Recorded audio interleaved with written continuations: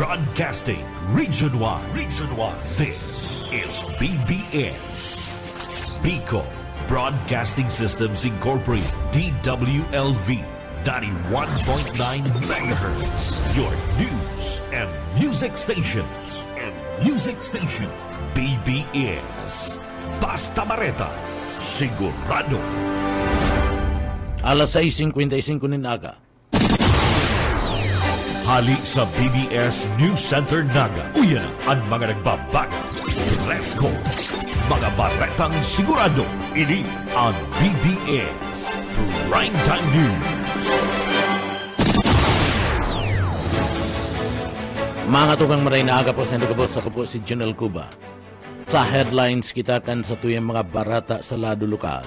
2.3 milyones pesos na kantidad kana detonating cord na gamit sa paggibo kana IED nakaluta kana mga autoridad sa Bicol.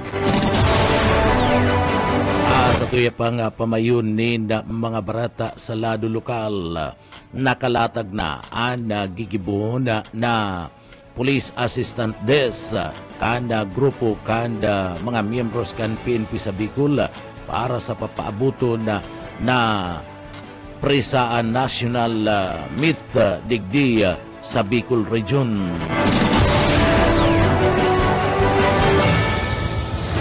Sa satuya pang pamayukan na mga barata sa lado lokal, PNP nagpahayag na preparado ang incident management team sa saindang gigibo ng mga lakdang para man sa presaan national meet digdi sa Bicol sa masudod na simana. Sa satuya pang pamayukan mga barata sa lado lokal, sarong 17 anyos na babae nawawara, inahanap na kan sa iyang magurang asin kan mga autoridad.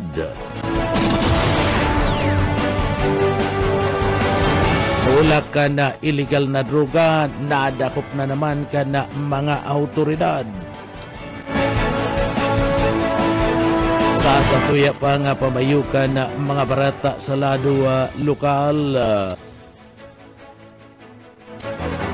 sarong trabador dakop kana mga miyembros kana PNP duman sa banwaan kana ligmanan huli kan pagiging wanted kani. Sa satuya pa nga pamayukan na mga barata sa lado lokal padagos na pinag-uurgulyo niyan ada Hoben na gobernador kan probinsya kan Camarines Sur ninuli tayo ni nakabali sa top performing governors sa intirong Pilipinas basado sa survey.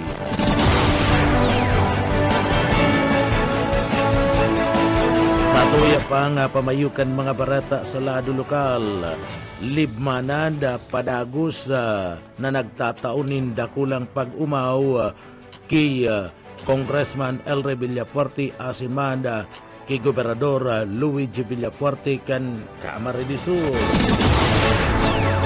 Iyan ang mga headlines kan mga barata, ang mga detalyes at dyan pagkatapos nin pagirundom.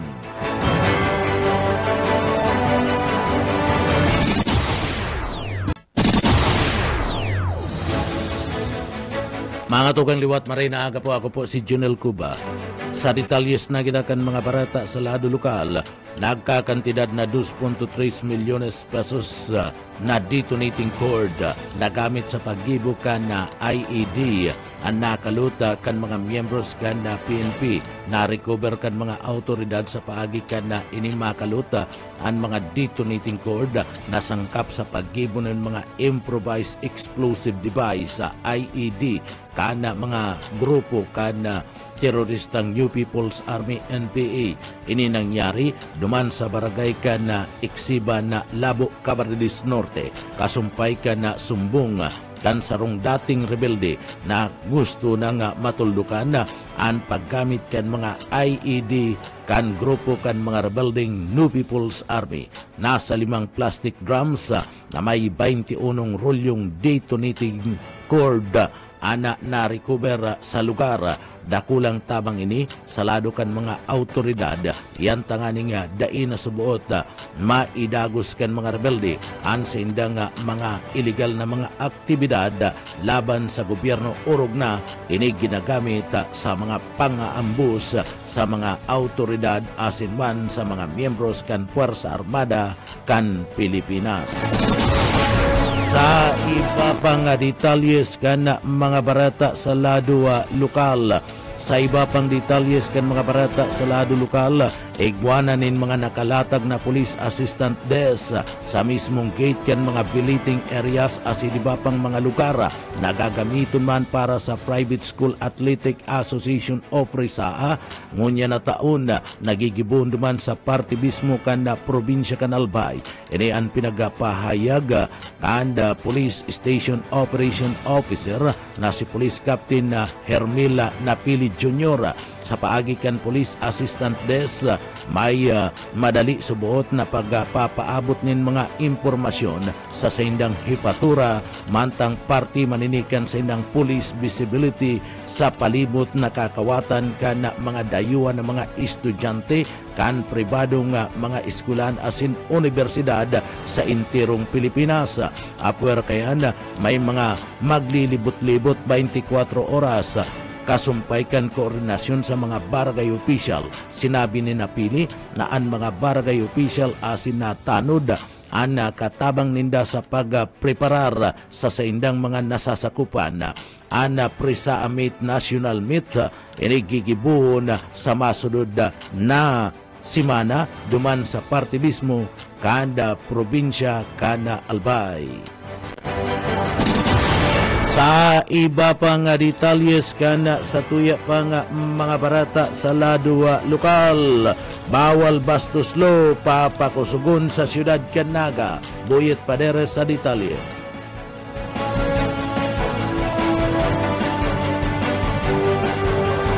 Sa iba pang detalyes kan mga barata sa lado lokal, 30 anyos na lalaki duman sa Sipukot na may kaso katakod sa illegal na droga, arestado.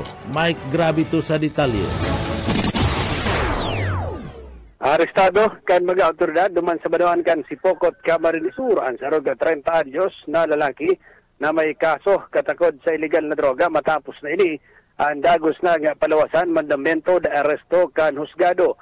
Sa reportikan sa PNP Sipokot pasado alas 2 din hapon kasudma duman sa Barangay South Centro Sipokot, Camarines Sur kan ramalan kan tracker team kan Sipokot Municipal Police Station ang pinakapong Making 30 anyos mayon trabaho residente kan naunang bita ng Barangay Armado ang mga otoridad kan mandamiento de arresto na pinagpaluwas kang Regional Trial Court ninuli naman sa paglapas kana sa bit na akusado sa Section 5, Article 2 kang Republic Act 9165 o ang Comprehensive Dangerous Drugs Act of 2002.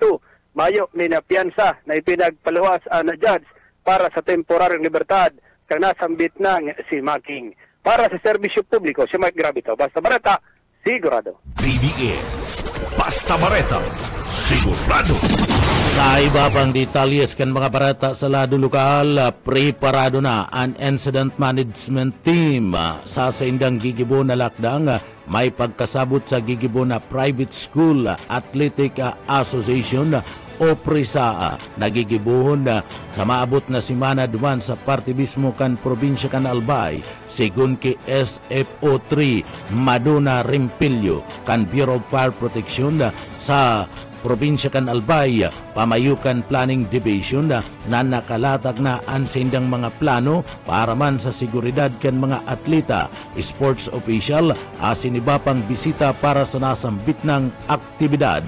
Sa iyang ipinagpahayag na digdi padagusinda na nagsasagibunin na mga lakdang kadakol na mga tauhan sa mga billeting areas yaon ang Bureau of Fire Protection para masiguro na supisyente ang supply kan tubig egwaman ni na Alico team na naka-standby sa incident command post na makukuha sa parte mismo kan Ibalong Centrum for Recreation ICR.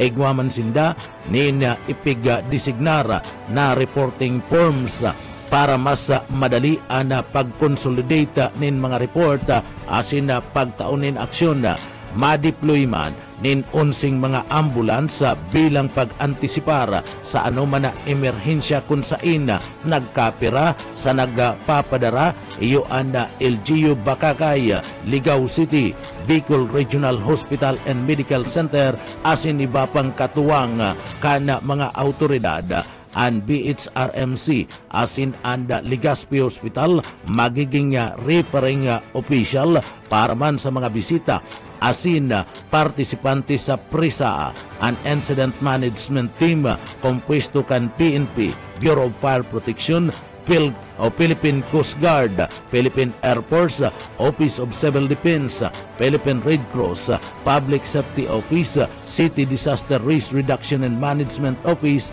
asin iba pang mga stakeholders. Sa iba pang detalyes kan mga barata sa lado lokal, bawal bastos law, papakusugon sa siyudad Canaga, buyet padere sa detalye. Luway-luway na nag-aabant ang pagpasunod kan Safe Spaces Ordinance o an Ordinance numerado 2023-107 na local version kan bawal bastos law sa mga barangay, mga eskwelahan, asin maging sa mga opisina sa syudad. Puon kan maging ganap na ordinance kan November 28, 2023. Sigun kay City Councilor Gail Abunal Gomez, Chairman kan Committee on Women and Gender Development, may akdakan ordinansa na igwang mga orientation na sindang pigigibo sa paagi kan bantay pamilya.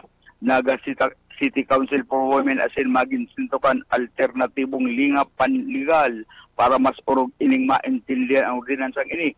Asin kung kisay marinig kung nababastos, aminado ang konsehal. Dalakol pang dapat na maaraman dapat sa ordinansang ini, urog na ngunyan na magiging dakol naman ang tao sa syudad uli sa pagbukas kan klase na mapuon sa Hulyo 29 para sa BBS News. Buhit Padre. BBS, basta bareta, sigurado. Sa iba pang detalyes kan mga barata lokal, arestado ang sarong soltero sa isinagibong joint operation kan Kabusaw PNP. Pati naman na ang Libmanan Municipal Police Station duman sa barangay kan Purubatya, Libmanan, Camarines Sur and Sudma. Ana akusado, binistong si alias Jomar, 24 anyos, trabador, kan sityo sabang barangay kan Pandan, Janda sa Banwaan, kan Kabusaw, Camarines Sur. Alas 9:30 kasudmang pagkaaga, kanda ko po na ana akusado sa bisa kan warrant of arrest para sa kasong slight physical injuries sa irarom kan kaso kriminal GIS 271 na pinagpaluwas ni Honorable Judge Juan Antonio G. Sereno, presiding judge kan 3rd MCTC Libmanan, Kabusaw, Libmanan, Camarines Sur. Asin man kan Regional Trial Court Branch 29 5th Judicial Region sa Banwaan kan Libmanan, may pigre-rekomenda na piyansa na nagkakantidad 3,000 pesos para sa nasambit ng akusado. Sa presente, nasa kustodiya kan Kabusaw Municipal Police Station ang suspect para ipasararom sa magkakanigong dokumentasyon asin disposition kan korte. Ang Kabusaw PNP padagos sa pagmandato na dakupon ang mga tao na igwanin kasalan sa lay. Iyan tangani man na magdanay na ligtas asin masiguro ang seguridad kan mga namamanwaan sa banwaan kan Kabusaw, Camarines Sur. Sa iba pang detalyes kan mga barata pa kita sa lado lokal. Sa iba pang detalyes kan mga barata sa lado lokal. Bawal o sa iba pang detalyes kan mga barata sa lado lokal, wanted sa laog kan siyudad Canaga. Nadako pa duman sa Banwaan kan Sangay, Camarines Sur. Boss o Kaisminda sa detalye. sa correction entry kana Naga City PNP ngunyan palang napagkagabako duman sa panwaanin sangay Camarines Sur dinakop ang suspect kundi duman sa panwaanin Ocampo Camarines Sur na konsay nagsarong puwersa ang tulong substation Naga City PNP Ocampo Municipal Police Station seringman ang Calabanga PNP na nagkatrabang-tabang tanganin dakupon ang suspect na wanted sa kasong sa iyang pinagatubang alagad ng inutan digtian na substation number 1 Kanaga City PNP kaibanan man ang Ocampo Municipal Police Station Calabanga PNP sa Panginuti Police Major Antonio Pera Jr. Asin na substation number 4 nagtrabang-tabang tanganing arestaron ang suspect na biniso sa pangarang si Aiselye 22 anyos sarong babae. Na sinasabing sarong bookkeeper, residente kanso na sa isa patiti na sangay Camarines Sur. Na konsen ang suspect ang igwanin madambian to the rest sa kasong qualified theft. Na konsen nasambitan ng suspect ang igwanin rekomendadong piyansang kantidad 30,000 pesos para sa sayang temporaryong libertad. Mantang sarupang kaso sa kasong qualified theft manggiraray na igwanin rekomendadong piyansang kantidad 36,000 pesos. Nasambitan ng mandambian to the resto pinagpalawa sa sala ni Judge George John D.S. Aganan, presiding judge ka na branch 26 na nakabase sa siyudad ni Naga. Nasambitan ng suspect anak sa kusturya ngunyan ka Naga City PNP. Dagdag na bareta sa lado lokal, Oscar Esmenda, basta bareta, sigurado. BBS Basta Bareta, sigurado. Sa iba pa niya itong detalyes ka na sa tuya pa nga mga barata sa lado lokal. Saro na naman na daragita, ana nawawara asin na pinagahanap ng unyan kanda mga kapartidaryos kani naghagad na ni natabang sa mga autoridad. Ana pamilya kani sinasabi na sarong nagngangaran na Mary France sa Babylonia Bando, 17 anyos, tagaduman sa barangay Kana Bakakay sa San Jose, Camarines Sur. Ini ana sinasabing huring nahiling kada July 9, 2024. Ana nasambit ng daragitang 17 anyos nakasulot ni na pula asin na may stripe na itom na t-shirt, color green na short asin man na pink na chinelas. May langkaw ining 5 pie. Ini nawara kana nasambit ng pizza sagkod ngunya daipa nagbabalik sa indang residensya. Katakod kayan nangangapudan and kapamilya ni Mary France kung may nakailing ipaabot tulos sa mga miyembros na autoridad o kung daimanda dumanda sa party mismo kanda sa indang pamilya. Sigun sa sainda naandal ang pamilya ni Nolita mayo man lamang subuot ni na pagirumdum o pag-apod sa telepono.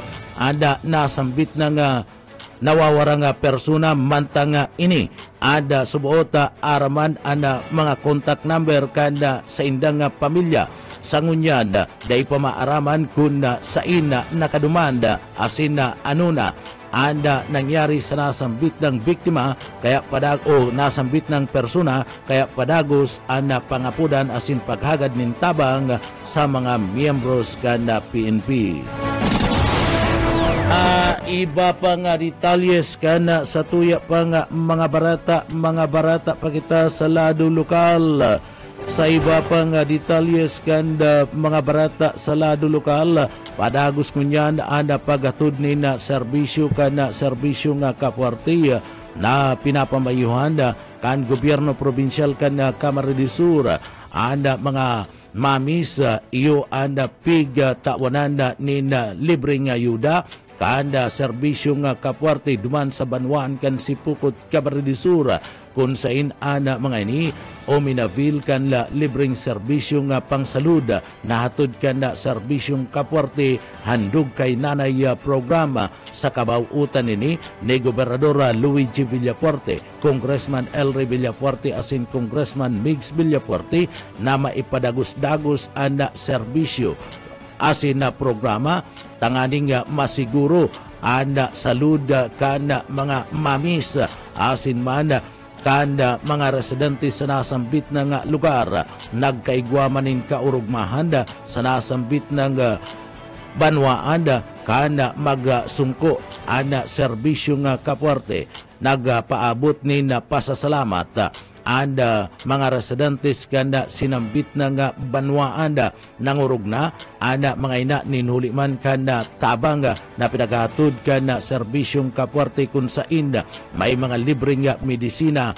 bulong na magagamit asin manda vitamina siring manda gatas na naumanin na bagas ada serbisyong kapwerte para man sa mga mami duman sa banwaan kan Sipokot, Camarines Sur. Sa iba pa nga detalyes kana sa tuya pa nga mga barata sa lado lokal padagos-dagos ang pagatod nin tabang kan gobyerno probinsyal kan Camarines Sur sa paagiman ni Gobernador Luigi Villafuerte, Congressman Elry Villafuerte asin Congressman Migs Villafuerte sa mga residentes na nangangaiponin na tabang katakod kan bagay ni anda pera nga mga namamanwaan duman sa banwan kan San Jose Camarines Sur hanatudan mana nin bago asin di kalidad na wheelchair resadong maraya an ngisi asin man kaugmahan kana mga nanay asin tatay na nakaresibinin wheelchair kaugmahan asin pasasalamat sa blessing na inabot ninda gikan sa mag-aramang Villafuerte. Huli kan na bagay na niya nagpahayag ana mga residentes nin labi-labing kaugmahan asin na pasasalamat.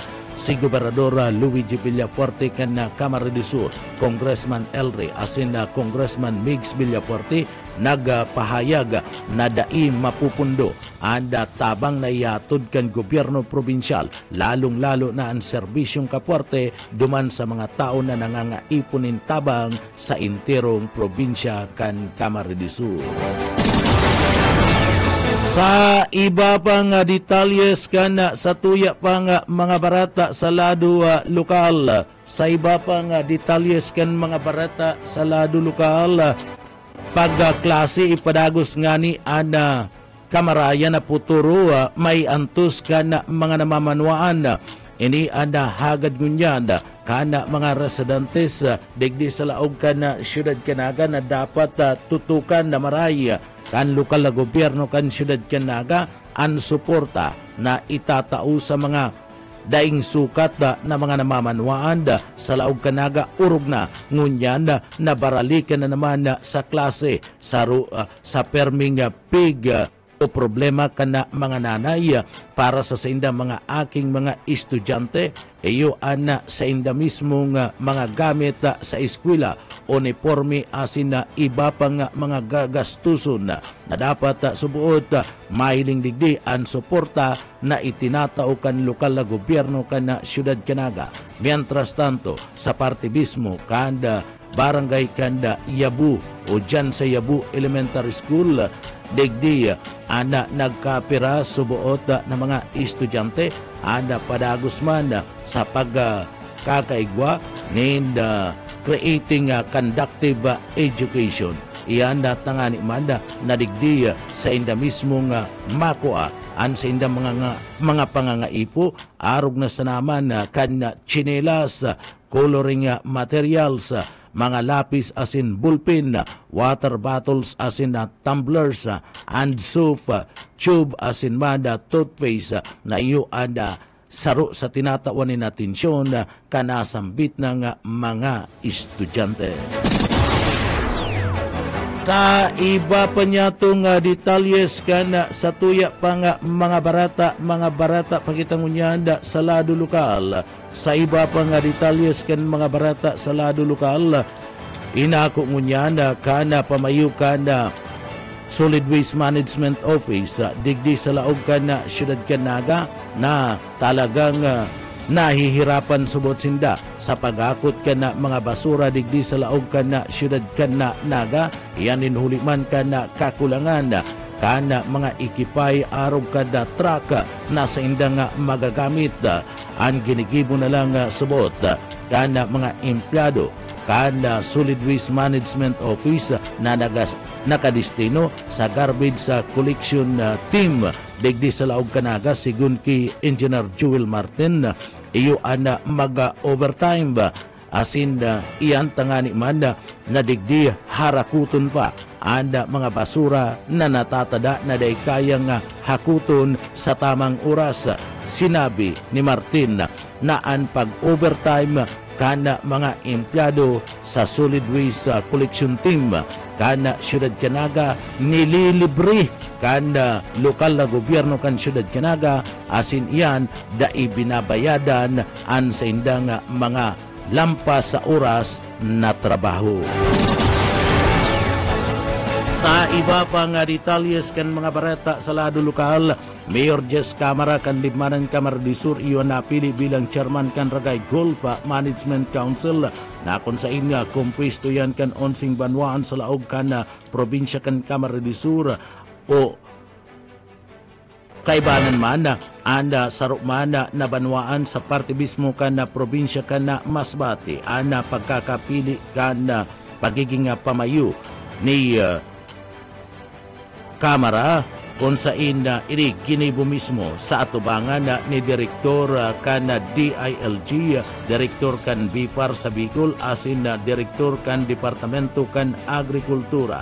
Sa pagkakaigwanin na eleksyon, napili ana nasambit ng alkalde kan banwaan kan Libmanan Camarines Sur na iyo ana mamayukan na sinambit ng grupo asin siyaman an marepresentar kanda gigibuhon na